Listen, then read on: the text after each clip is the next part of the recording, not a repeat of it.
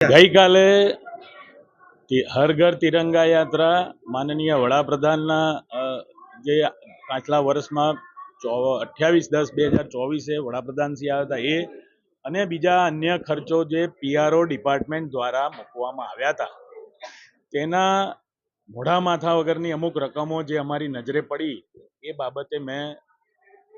સમગ્ર સભા કાઉન્સિલર અને મેયરનું ધ્યાન દોર્યું હતું કે બજેટ એવું હોવું જોઈએ કે ખાલી નાગરિકોના સૂચન આપણે વિકાસ માટે નહીં પણ આપણે મોઢા માથા વગરનો ખર્ચ ના કરવો જોઈએ ને એના માટે પણ નાગરિકોના સૂચન લેવા જોઈએ કે એક દિવસમાં 1,76,00,000 જો મીડિયા મેનેજમેન્ટનો ખર્ચ બતાવવામાં આવતો હોય 80 લાખ રૂપિયાના એકલા ઝંડા ખરીદાય હર ઘર તિરંગાના નામે આપણે 3 કરોડનો ખર્ચ આ નાગરિકોના ટેક્સ પર નાખીએ જે ટેક્સ લે છે એ તિજોરીમાં આપણે એ ખર્ચ ના કરવો જોઈએ એ બધી બાબતો સમજાવવામાં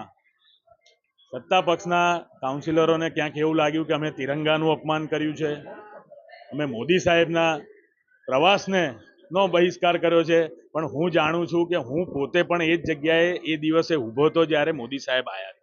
પણ એ દિવસે હું નહોતો જાણતો કે આ એ મીડિયા કવરેજનું આ એક દિવસનો ખર્ચ 1,76,00,000 આ પ્રજા પર પડવાનો છે એ વખતે જાણતો તો એ વખતે જ બોલ્યો પણ જ્યારે 62 લાખનું ખોટું બિલ જ્યારે રજૂ થયું વાયએમ હોસ્પિટાલિટીનું અને 4 કલાકમાં હરિઓમ ગઢવીને અને પૂર્વ મંત્રીને બોલાવીને જે 62 લાખ રૂપિયાનો ખર્ચ કરવામાં આવ્યો એ બિલ આવ્યા પછી અમે અમારા સ્વભાવ પ્રમાણે ઓડિટ ડિપાર્ટમેન્ટમાંથી પાછલા 5 વર્ષના બિલો મંગાવ્યા અને એની અંદર આ બધા જ ખોટા બિલો કે ખોટું આટલા મોટા ખર્ચાનો અમારા નજરે પડતા અમે ધ્યાન દોર્યું કે આ પ્રજાના રૂપિયાનો આ રીતે વેડફાટ ન થવો જોઈએ. તમે એકવાર પ્રજાને પણ પૂછો કે તમને તિરંગા જોઈએ છે, તમારા ટેક્સમાંથી અમે તમને તિરંગા આપીએ છીએ. ખરેખર એ બહુ દુઃખદ બાબત છે. એટલે મને એવું લાગ્યું કે મારે આ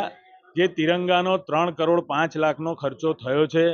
એમાં મારે મારું પણ કોન્ટ્રીબ્યુશન આપવું જોઈએ કારણ કે 76 કોર્પોરેટર 5 ધારાસભ્યો અને સાંસદ સભ્ય આ બધાએ તિરંગા યાત્રા અને તિરંગા હર ઘર તિરંગાનો લાભ લીધો છે અને લોકોની ઘેર પહોંચાડ્યા છે દેશભાવનાની ભક્તિથી. પણ દેશભક્તિ હોય તો પોતાના પૈસે પોતાને મળતા માનદ વેતનમાંથી જો આ ખર્ચ કર્યો હોત તો પ્રજા ખુશ થઈ હોત. પ્રજા જાણતી નથી જ્યારે એમના ઘેર તિરંગા આવ્યા ત્યારે કે આ અમારા જ ટેક્સના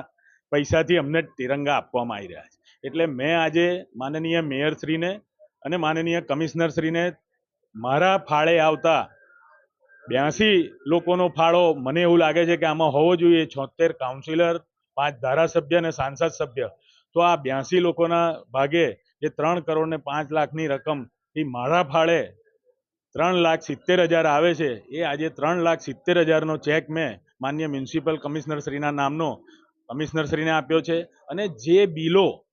5 વર્ષમાં ખોટા મુકાયા છે અને જે પીઆરઓ ડિપાર્ટમેન્ટ દ્વારા જે ખર્ચ કરવામાં આવ્યા છે